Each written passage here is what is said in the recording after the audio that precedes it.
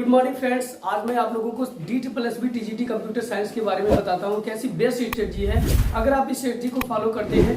क्योंकि ये एक टॉपर की स्ट्रेटजी है, अगर इस तरीके से आपने फॉलो किया तो आपका सिलेक्शन होना तय है फ्रेंड्स। और चूंकि अब आपके पास टाइम कम है इसलिए मैंने बेस्ट टॉपिक, स्कोरिंग टॉपिक लेके आया हूँ और बेस्ट स्ट्रेटजी है। तो यहाँ पे देखेंगे ये जो DSSB है, सबसे पहले इसमें मैं जान लेता हूँ कि पेपर कितने लेवल का है, कितने पार्ट का है। तो इसमें 2 पार्ट है फ्रेंड। तो सबसे पहले एक तो पेपर फर्स्ट होगा जो सभी के लिए कॉमन होगा, वो किसी भी फील्ड के हो, सोशल्स के हो या मैथ्स बैकग्राउंड के हो या आर्ट्स के हो, किसी भी तरीके से हो या कंप्यूटर साइंस के हो, तो ये सबके लिए कॉमन सब्जेक्ट है।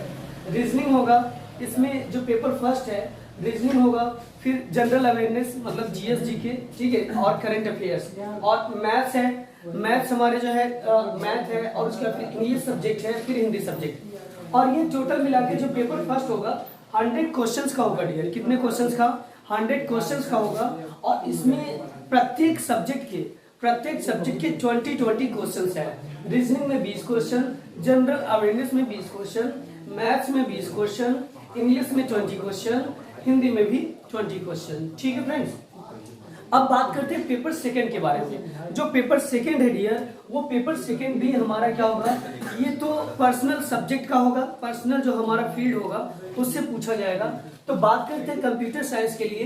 कंप्यूटर साइंस जो हमारा है, जो इसमें पहला जो सब्जेक्ट है, मान लीजिए यही सीक्वेंस भी रहेगा, ऑपरेटिंग सिस्टम।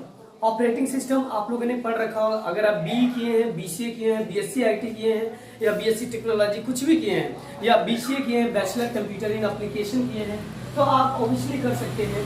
कंप्यूटर साइंस से रिलेटेड आपका अगर कोई कोर्स रहा है 1 साल का कंप्लीटली, और तो आप आराम से इसको अप्लाई कर सकते थे। ऑपरेटिंग सिस्टम आपने पढ़ रखा होगा, कंप्यूटर फंडामेंटल बेसिक क्लास है, DBMS database management system and structure query language. इसी तरीके से ये स्कोरिंग टॉपिक यहाँ से आएंगे भी, बहुत इंपॉर्टेंट होते हैं। कंप्यूटर नेटवर्क, बस टोपोलॉजी एंड सो ऑन, ये सब है। सिक्योरिटी है, cyber security and so on. Digital के बारे में आएगा। वेब प्रोग्रामिंग के बारे में आप जानते हैं कि HTML XML means hypertext markup language, ठीक है।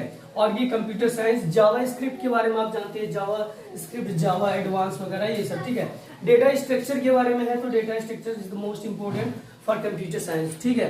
तो लैंग्वेजेस से क्वेश्चन किस तरीके से आएंगे, अभी तो एक वीडियो इस तरीके से बनाऊंगा कि आपको बस वही टॉपिक ही पढ़ के जाना है, ठीक है फ्रेंड्स। तो यहाँ पे अब चूंकि मैं ऑलरेडी MCA कर रखा हूं तो मुझे सारी चीजें ये डिटेल में पता है कि कहाँ से किस टॉपिक की स्कोरिंग है। तो यहाँ से मैं आपको बहुत डीपली में बताना चाहता हूँ फ्रेंड्स, ठीक है।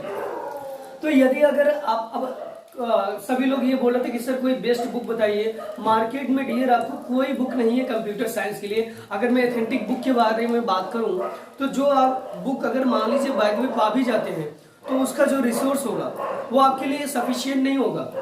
अगर आपने BSc IT कर रखा है या BCA कर रखा है, बैचलर कंप्यूटर इन एप्लीकेशन, BTech कर रखा है, MCA वगैरह कर रखा है, मास्टर कंप्यूटर इन एप्लीकेशन, या BE कर रखा है, बैचलर इंजीनियरिंग तो यहाँ पे अगर आपने ये रखा है तो आपके जो हर सेमेस्टर के ग्रेजुएशन के जो आपके पास जो सब्जेक्ट है, जो बुकें हैं, उन्हीं का आप चयन करिए और उन्हीं का सिर्फ अध्ययन करिए। ये अपने आप में सफिशिएंट है और इससे ही आपका सिलेक्शन होगा। मार्केट में कोई बुक एथेंटिक इस तरीके से, मैंने भी कई लोगों से पूछा तो कुछ भी मुझे क्लियर नहीं मिल पाया। तो मुझे ये अच्छा लगा कि सबसे अच्छा यही है कि अपना ही सिलेबस तैयार किया जाए जो हम लोगों ने ग्रेजुएशन और मास्टर की डिग्री में PG में कंप्लीट कर रखा है, ठीक है। अब बात करते हैं कि नेगेटिव मार्किंग क्या है डियर। अब इसमें नेगेटिव मार्किंग 1/4 का है, मीन्स 0.25 नंबर। अगर आप 4 क्वेश्चन गलत करते हैं तो आपका एक क्वेश्चन भी रॉन्ग हो जाएगा, ठीक है।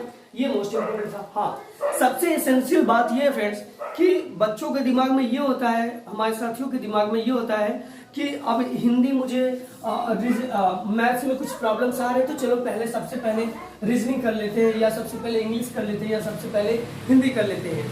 तो ये किसी और एग्जाम में चल सकता था, बट इसमें स्पेशली ये है कि अगर जैसे ही आप डिवाइस के पास में, जैसे सिस्टम के पास में आप बैठेंगे, अगर आपने स्किप किया कि चलो रीजनिंग को छोड़ो, पहले ये क्वेश्चन थोड़ा सा क्रिटिकल है, पहले मैं जनरल अवेयरनेस कर लेता हूँ, इंग्लिश कर लेता हूँ, हिंदी कर लेता हूँ, तो ये आप याद रखिए बहुत अच्छे से कि रीजनिंग का क्वेश्चन फिर वो अपने आप सबमिट हो जाएगा, फिर आप उसे कर नहीं पाएंगे। तो ये मोस्ट इंपोर्टेंट नोटिफिकेशन है कि आप पहले जिन चीजों को जो आपके सामने पड़े पहले उसे 100% दीजिए और उसे पूरा करने की कोशिश करिए, क्योंकि आप जैसे ही आप दूसरे पे जाएंगे उसके बाद फिर वो बंद हो जाएगा, क्लोज हो जाएगा, फिर वो दूसरा ही चलेगा, वो लास्ट में ओपन नहीं होगा। ठीक है फ्रेंड्स, तो आपको पूरी तैयारी करके जाना है कि कोई भी सब्जेक्ट को हमें स्किप नहीं करना है। ठीक है फ्रेंड्स, चलिए अब यहाँ पे हाँ जो टोटल क्वेश्चंस है 100 पेपर फर्स्ट में और 100 जो है आपका जो पर्सनल सब्जेक्ट होगा ये होगा। कॉमन जो वाला है ये पेपर फर्स्ट के लिए। फिर टाइम क्या होगा, 1 आवर इसमें रहेगा एंड 1 आवर इसमें रहेगा। ठीक है फ्रेंड्स, तो मैंने बता दिया कि जो बुक के लिए सब लोग सोच रहे हैं, तो बुक आपको जो आपने ग्रेजुएशन में कर रखा है उन्हीं बुकों का, उन्हीं नोट्स का अच्छे से प्रिपेयर करिए और बार बार उनका रिवीजन करिए। और PYQ का जो पेपर है उसका बहुत अच्छे से तैयारी करिए। मॉक टेस्ट के लिए बता दूं कि आपके पास मॉक टेस्ट तो बहुत इंपॉर्टेंट होना चाहिए, क्योंकि एक ऐप है, मान लीजिए अगर आप देना चाहते, बहुत सारे ऐप है, टेक्स्ट बुक वगैरह पे भी ये अवेलेबल है, वहां से आप जाके आराम से मॉक टेस्ट कर देंगे। Without mock test you can successful. तो पहले तो आपको मॉक टेस्ट देना ही पड़ेगा, तब जाके आप कहीं एग्जाम के लिए तैयार हो पाएंगे। ठीक है फ्रेंड्स, अब नेक्स्ट वीडियो में आपको ये बताऊंगा कि यहाँ से जैसे रीजनिंग में, जनरल अवेयरनेस में, मैथ में, इंग्लिश में, हिंदी में कौन से टॉपिक को सबसे पहले कवर करना है और उसको बहुत अच्छे से रिवीजन करना है। ठीक है friends, thank you to all of you. तब तक के लिए नमस्कार।